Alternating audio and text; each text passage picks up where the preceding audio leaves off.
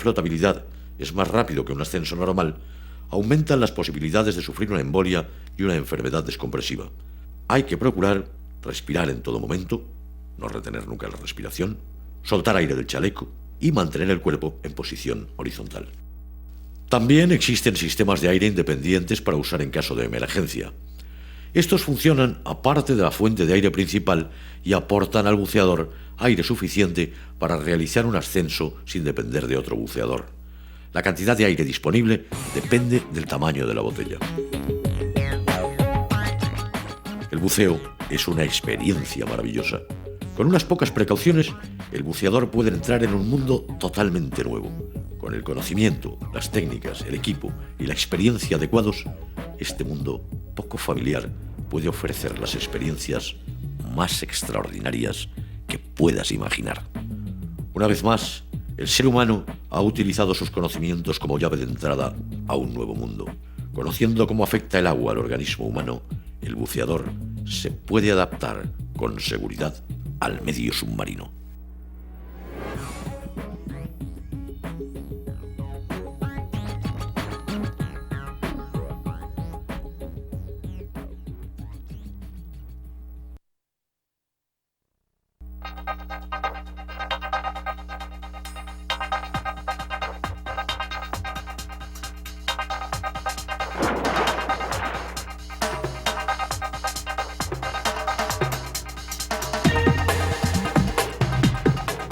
Ya sabes que el organismo del buceador absorbe nitrógeno debido al aumento de presión bajo el agua. También sabes que la cantidad de nitrógeno que el cuerpo absorbe depende de la profundidad a la que se encuentre el buceador y del tiempo que pase bajo el agua. La planificación y ejecución de las inmersiones mediante el ordenador de buceo y las tablas de buceo SSI facilita el cálculo de la cantidad de nitrógeno que nuestro cuerpo absorberá durante una inmersión, basándose en la profundidad máxima planificada y en el tiempo que vayamos a permanecer bajo el agua. Los ordenadores y las tablas de buceo también nos permiten hacer en un mismo día todas las inmersiones sin paradas de descompresión que deseemos, siempre y cuando respetemos sus límites y los límites del plan de inmersión. Para entender mejor el plan de inmersión, vamos a examinar más detalladamente el perfil de la inmersión y cómo se relaciona con las tablas de buceo SSI. El perfil de inmersión es un simple diagrama que se utiliza en conjunción con las tablas de buceo para facilitar la planificación y registro de las inmersiones realizadas durante un día de buceo. Las tablas de buceo SSI se basan en las tablas de la Armada estadounidense, que fueron diseñadas siguiendo especificaciones de la Armada para buceadores de la Armada. Sin embargo, los estudios sobre ultrasonidos de Doppler, que se iniciaron a finales de los 70 y que están en vigor hoy en día, indican que los buceadores recreativos deben utilizar las tablas de buceo US Navy de forma más conservadora. Dichos límites de tiempo Doppler figuran en las tablas de buceo que vas a utilizar en este curso. La primera de las tablas es la de límites sin paradas de descompresión, que denominamos tabla 1. Tiene dos funciones. Primero, muestra a los buceadores cuánto tiempo pueden permanecer a determinada profundidad sin ser afectados por la enfermedad descompresiva. Esto se realiza calculando el tiempo en el fondo y la profundidad. Se considera como profundidad la cota más baja alcanzada durante la inmersión. El tiempo en el fondo se mide desde el momento en que se inicia el descenso hasta el momento en que se inicia el ascenso directo hacia la superficie. La columna vertical de la izquierda de la tabla 1 muestra las profundidades de inmersión en pies y metros, y la columna siguiente muestra los límites Doppler de tiempo en el fondo sin paradas de descompresión para esa profundidad. Por ejemplo, el límite de tiempo para 18 metros es de 50 minutos. Aunque respetemos los límites de estas tablas o del ordenador de buceo, nunca se puede garantizar totalmente la seguridad. Como cada persona tiene una fisiología diferente, su tasa individual de absorción variará. Utiliza siempre las tablas y el ordenador de modo conservador y no sobrepases nunca los límites. La otra función de la tabla 1 es asignar un grupo de designación dependiendo del tiempo que el buceador ha permanecido a determinada profundidad. Empezar por el extremo superior izquierdo recorriendo la columna hacia abajo hasta localizar la cota más profunda de la inmersión. Todas las cifras de la tabla están diseñadas de modo que, si una profundidad o tiempo no coinciden exactamente con los números reseñados, se redondea hasta el siguiente número superior. Por ejemplo, si la cota máxima de inmersión es de 17 metros, en la tabla hay que ir hasta los 18 metros. Después hay que seguir la fila hacia la derecha hasta encontrar el tiempo transcurrido a esa profundidad. Si el tiempo en el fondo es, por ejemplo, de 36 minutos, hay que redondear hasta 40 minutos. Finalmente, recorrer la columna de tiempo hacia abajo hasta encontrar el grupo de designación para la inmersión. En este caso, obtendrás un grupo de designación G y por lo tanto eres un buceador G. El grupo de designación adquiere importancia cuando se realizan varias inmersiones en un día. Muchos buceadores no se limitan a efectuar una sola inmersión. Pero después de esta primera inmersión, una cierta cantidad de nitrógeno permanece disuelta en el organismo y se va eliminando progresivamente mediante el sistema respiratorio durante 12 horas. Este nitrógeno residual se debe tener en cuenta para las inmersiones repetitivas. Para ello utilizamos la tabla 2, tiempo de nitrógeno residual para inmersiones repetitivas con aire, conocida como tabla de intervalo en superficie. Durante el tiempo que transcurre entre inmersiones, el organismo está eliminando constantemente el nitrógeno residual. La tabla 2 nos permite controlar este tiempo que se llama intervalo en superficie. Ten en cuenta que las inmersiones realizadas con un intervalo en superficie inferior a 10 minutos se consideran como una inmersión continuada. Los intervalos en superficie superiores a 12 horas supondrán un nuevo día de buceo sin que el cuerpo retenga nitrógeno residual. Verás que en la parte superior de la tabla 2 hay unas flechas que proceden de la tabla 1 que señalan el grupo de designación. A la izquierda de estas letras están los recuadros de tiempo. Estos representan el intervalo en superficie. Hay que buscar el recuadro correspondiente a nuestro intervalo. Recuerda que redondeando hasta el siguiente número superior nos quedamos con una lectura de 18 metros para 40 minutos. Esto suponía un grupo de designación G. Pongamos que, después de la inmersión, has pasado 1 hora y 30 minutos en superficie. Se entra en la tabla 2 en el grupo repetitivo G y se recorre la fila hacia la izquierda hasta encontrar el recuadro de tiempos en el que cae nuestro intervalo en superficie. En este caso, entre 1 hora y 16 minutos y 1 hora y 59 minutos. Después se recorre la columna hacia abajo hasta llegar al grupo de designación de la parte inferior. Vemos aquí que, pasando 1 hora y media en superficie, hemos reducido el grupo de nitrógeno residual desde G a E. ¿Qué significa esto? Supongamos que vamos a realizar una segunda inmersión a 12 metros. El organismo todavía tiene cierta cantidad de nitrógeno residual, por lo que no podemos pasar tanto tiempo en la misma profundidad como en la primera inmersión. En realidad es como si, antes de iniciar la inmersión repetitiva, el cuerpo ya hubiera pasado cierto tiempo bajo el agua. A este tiempo lo denominamos tiempo residual o TR. Para calcular la cantidad de TNR, volvemos aquí a los tiempos residuales. La tabla 3 indica la cantidad de tiempo que debemos suponer que ya hemos pasado a una determinada profundidad. Las profundidades se indican aquí en el extremo izquierdo de la tabla. Como antes, si una profundidad cae entre las indicadas, hay que redondear hasta la siguiente profundidad superior. Recorre la fila hacia la derecha desde la profundidad de 12 metros de la segunda inmersión hasta llegar al recuadro de intersección con la columna E. En el recuadro hay 2 números. El número de arriba, 49, es el TNR, o nitrógeno residual, de tu inmersión previa. El número de abajo, 81, es el límite ajustado sin paradas de descompresión o el número máximo de minutos que puedes pasar en tu segunda inmersión.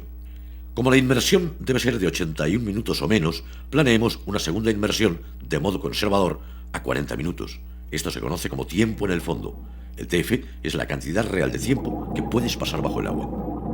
Para poder calcular nuestro grupo de designación al final de la segunda inmersión, tendremos que añadir el tiempo en el fondo de 40 minutos al tiempo residual de 49 minutos para obtener un tiempo en el fondo de 89 minutos. El tiempo total es el número que utilizamos para calcular nuestro grupo de designación.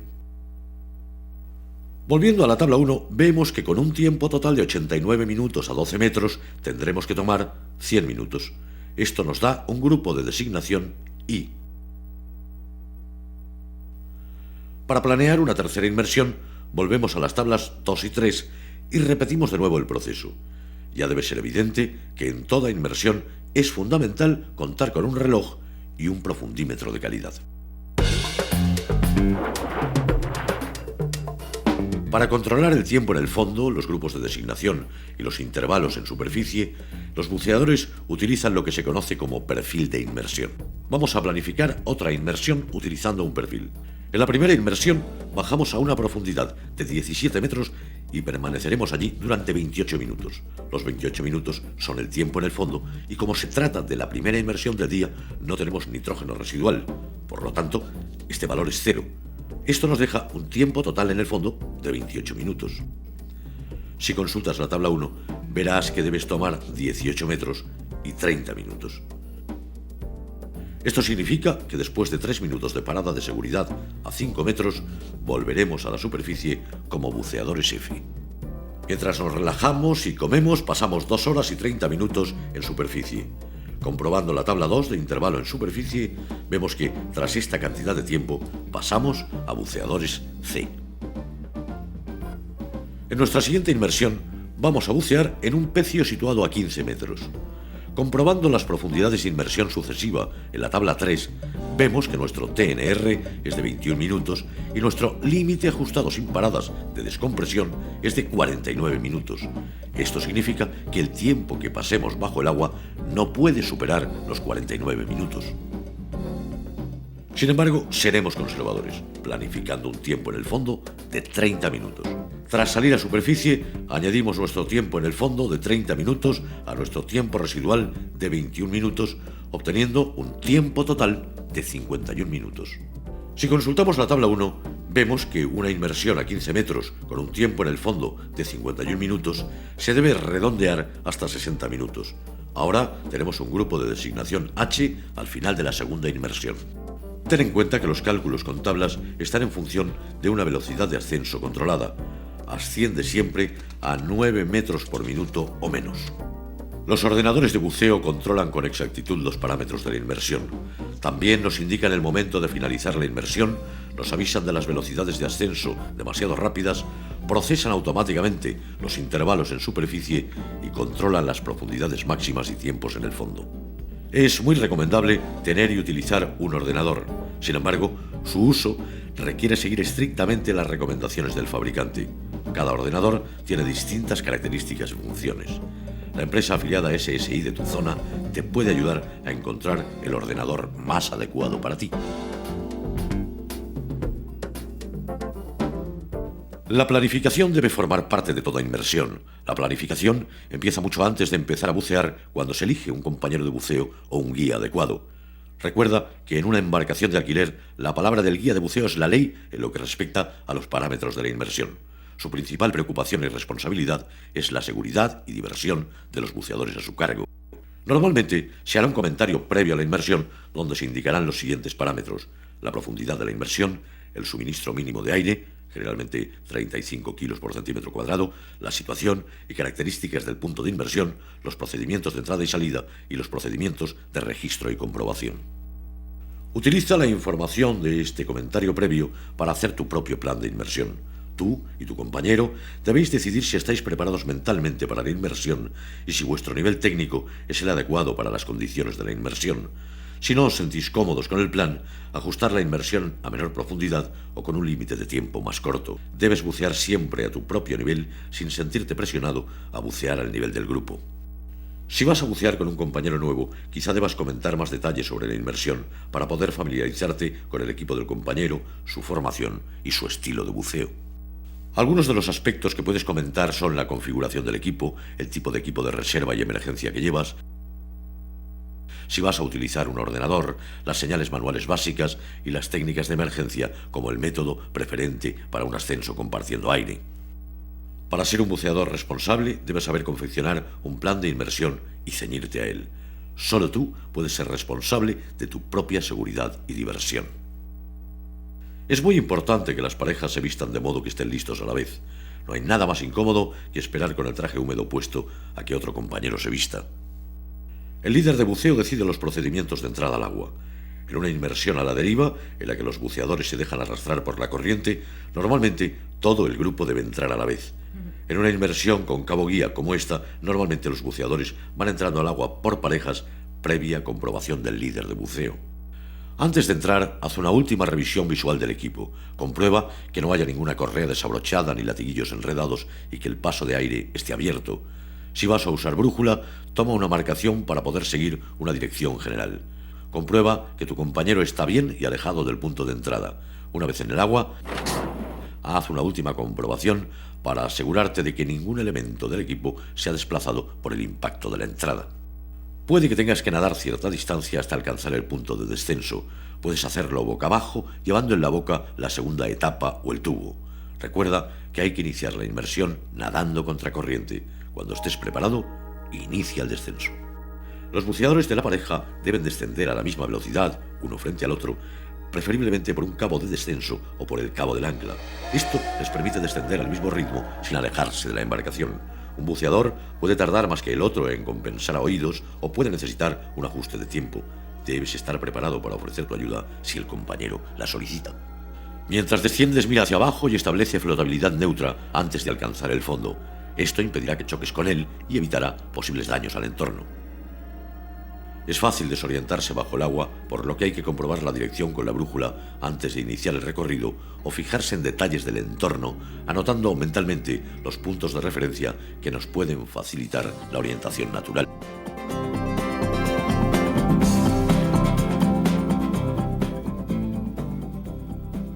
Mantente dentro de la zona indicada por el líder de buceo. Si estás buceando en un arrecife, normalmente habrá una cresta de coral rodeada de arena o con arena en un lado y un cortado en el otro.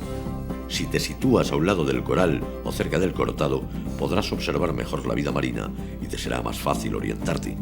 Si empiezas la inmersión con el arrecife a tu derecha, todo lo que tienes que hacer es girarte para que el arrecife quede a tu izquierda en el recorrido de regreso. Las técnicas de orientación natural como esta contribuyen a hacer más fácil encontrar el camino de regreso a la embarcación. Recuerda que debes consultar los instrumentos continuamente para comprobar la profundidad, la presión del aire y el tiempo. Debes regresar a la embarcación con al menos 35 kilos de aire en la botella. Cuando vayas alcanzando la presión de aire de reserva o tu límite de tiempo, es hora de salir. Confirma la dirección antes de regresar. No des por supuesto que conoces la dirección a tomar.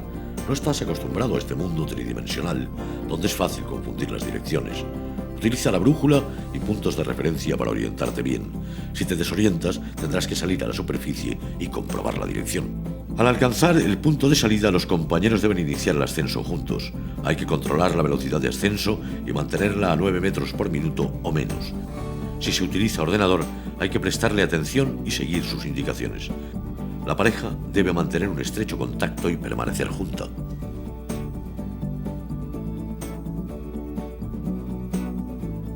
Recuerda, se recomienda hacer una parada de seguridad a 5 metros durante 3 a 5 minutos después de cada inmersión.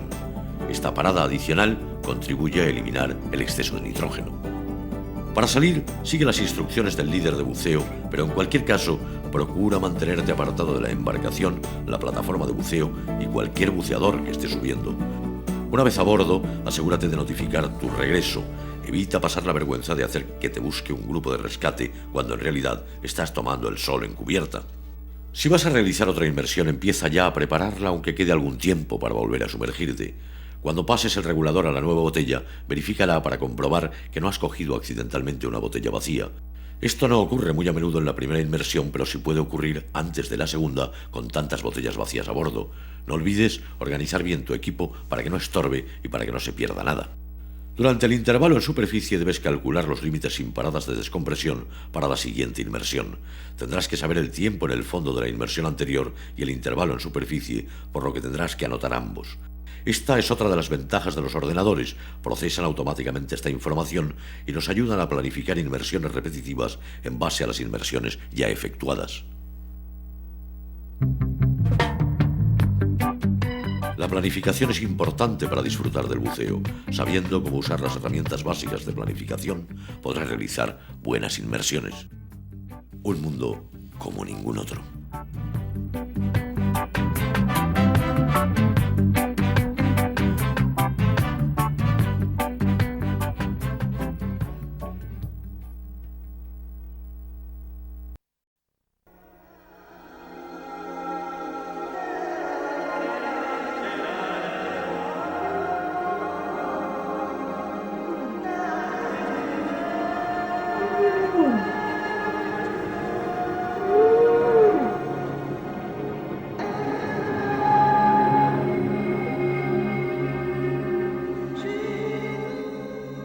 Tierra es un nombre extraño para este planeta. Tierra significa arena, suelo, la suciedad negra de las granjas y la sequedad de los desiertos.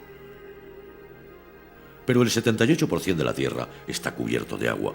No debería llamarse planeta Tierra, sino planeta océano.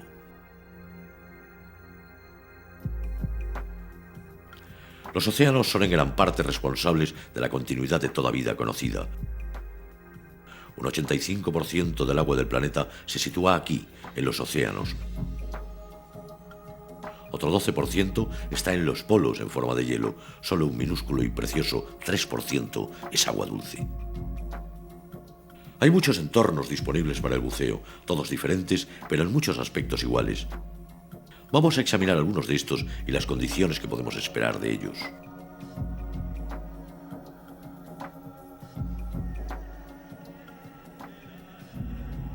Empezaremos aquí con el gran padre océano. Los océanos tienen la mayor variedad de condiciones y movimiento acuático.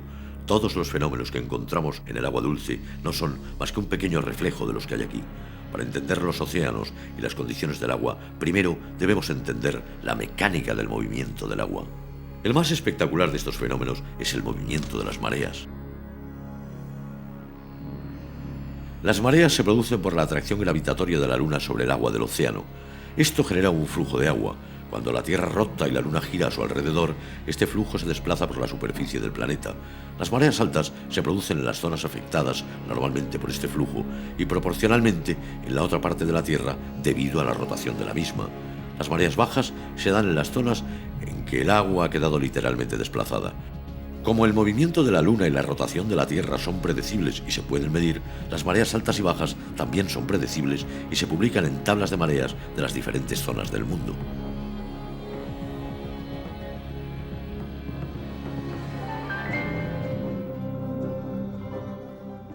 Los buceadores deben tener en cuenta las mareas y las corrientes que las acompañan. Las corrientes son el flujo de agua creada por el movimiento de la marea en la superficie del planeta. Cuando la marea se dirige hacia tierra, nos referimos a la corriente como corriente de flujo. Cuando se aleja de la tierra, es corriente de reflujo. Durante el tiempo en que las corrientes están cambiando de dirección, no hay flujo. Esto se conoce como repunte. Al bucear en zonas con grandes cambios de mareas o fuertes corrientes de marea, es aconsejable consultar los horarios de flujo y reflujo publicados a nivel local. Si no se tiene esta precaución, un buceador que entre en el agua durante el momento de poca actividad puede enfrentarse luego con un largo recorrido a nado hasta la orilla contra una corriente de reflujo. La acción de las olas también es importante para los buceadores. Las olas se pueden generar por movimientos sísmicos u otra actividad geológica, pero las más comunes son las formadas por el viento. Las olas se originan por el viento que se desplaza sobre el agua. La ola sigue creciendo según la intensidad y duración del viento. Su tamaño también depende de la distancia que el viento puede desplazarse ininterrumpidamente sobre el agua. Esto se conoce como recorrido de la ola. Los vientos fuertes de gran duración y largo recorrido pueden generar olas verdaderamente tremendas. Aunque parece que el agua de las olas se desplaza hacia adelante, solo lo hace ligeramente. No es el agua, sino la energía creada la que se mueve hacia adelante. El agua se mueve en un círculo cuando la fuerza de las olas pasa a través de ella.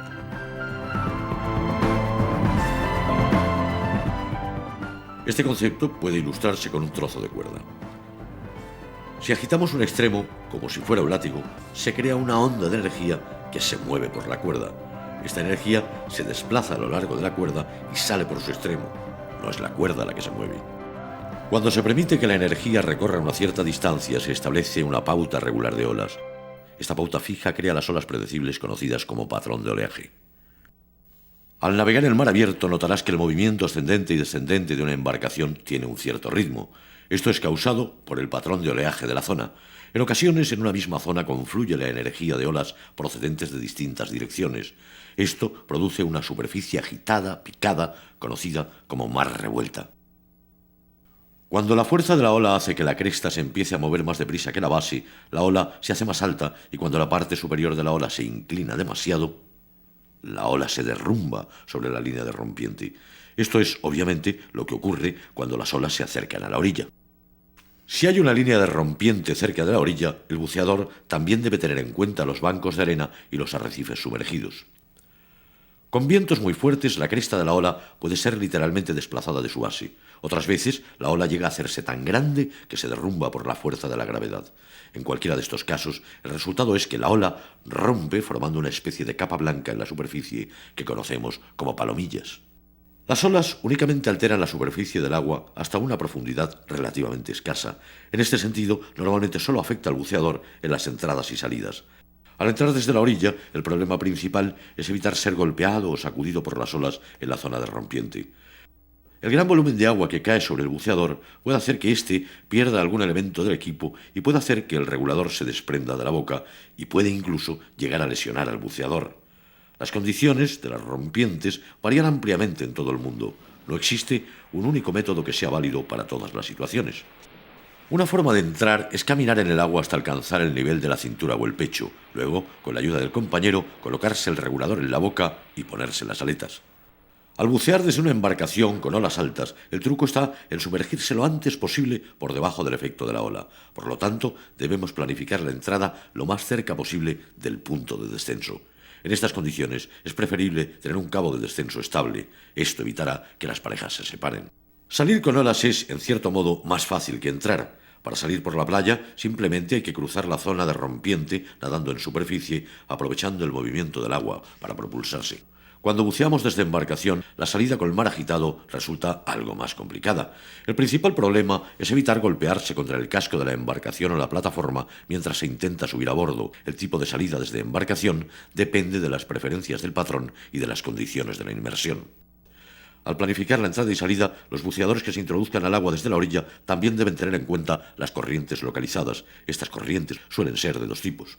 Las corrientes costeras se producen cuando las olas llegan a la orilla siguiendo una trayectoria recta a lo largo de la costa. Las corrientes de corte son en realidad el retroceso de la acción de la ola cuando su energía se expande en la orilla. Cuando el agua se desplaza hacia atrás regresando al mar después de golpear la tierra, se crea una contracorriente a lo largo de las zonas que ofrecen menos resistencia, como los canales que se forman en los bancos de arena o entre las rocas.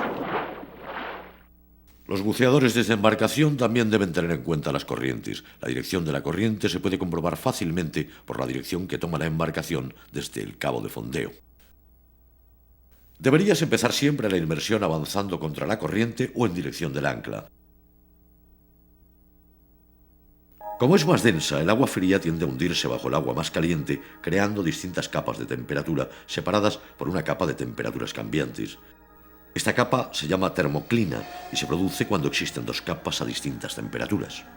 Al planificar una inmersión hay que tener en cuenta la profundidad y la temperatura del agua a dicha profundidad.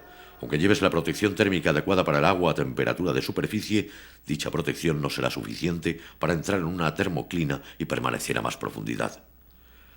El entorno acuático, ya se trate de un lago o un océano, es bello y estimulante, pero también puede implicar ciertos peligros.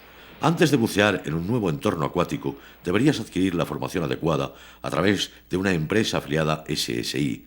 Muchos de nuestros centros ofertan cursos de especialidad que están diseñados para profundizar más en los entornos locales de buceo. Este curso es solo una panorámica global y no está diseñado para convertirte en un experto en todos los aspectos del movimiento del agua.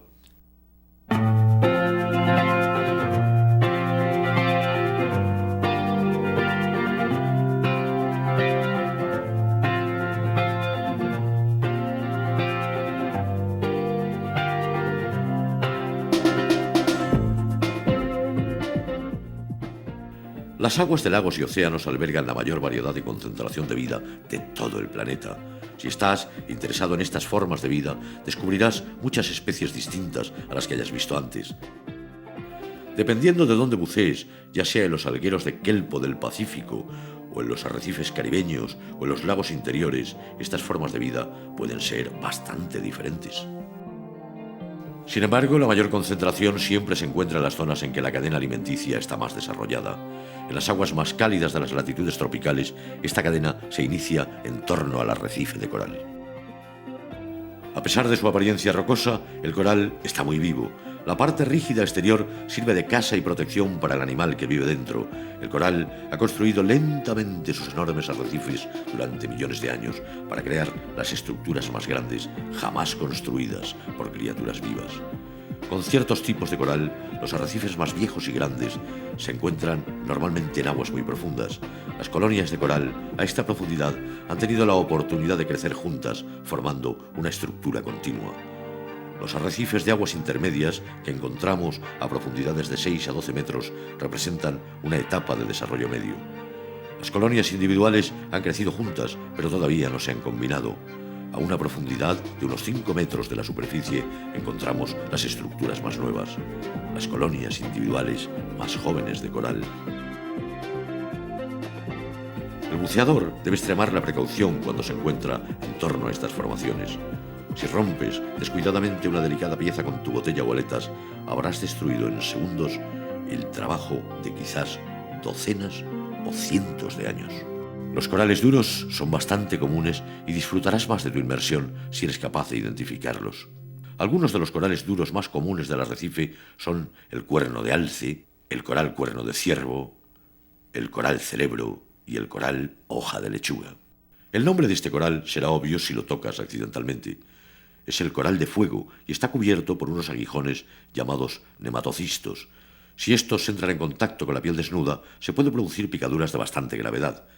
Tenlo en cuenta y evita el contacto con el coral de fuego. Otra razón para tener cuidado es que la estructura esquelética de los corales duros es muy afilada y abrasiva, por lo que no debes tocarlos ni nadar cerca de ellos. Recuerda, tocar el coral puede herirlo más a él que a ti. En realidad, no todos los corales son duros. Uno de los corales gorgonia más bonitos y suaves es el abanico de mar. Este se puede ver a menudo agitado por el oleaje en aguas poco profundas. En aguas más profundas pueden llegar a hacerse enormes. Algunos alcanzan más de 3 metros. Al bucear sobre el arrecife de coral, es probable que te encuentres con algunos de sus habitantes más comunes. Algunos de los más comunes y bonitos son las variedades del pez ángel. El ángel gris se identifica fácilmente por sus manchas de color gris y blanco, mientras que el ángel francés tiene manchas negras y amarillas. El pequeño pez ardilla se encuentra escondido bajo salientes y en pequeñas cuevas. La familia de los pargos está bien representada por el pargo coliamarillo, el pargo criollo y el pargo gris. Uno de los peces más numerosos y comunes en el arrecife es el roncador. Aquí aparecen el roncador francés y el de listas amarillas. También son bastante numerosos otros peces. Aquí vemos al sargento mayor. Nadando en grandes bancos, normalmente encontramos a la brillante castañuela azul. La doncella se encuentra entre los peces más interesantes del arrecife. Aunque solo mide unos pocos centímetros, esta especie marca y defiende su territorio contra cualquier cosa. Los peces mariposas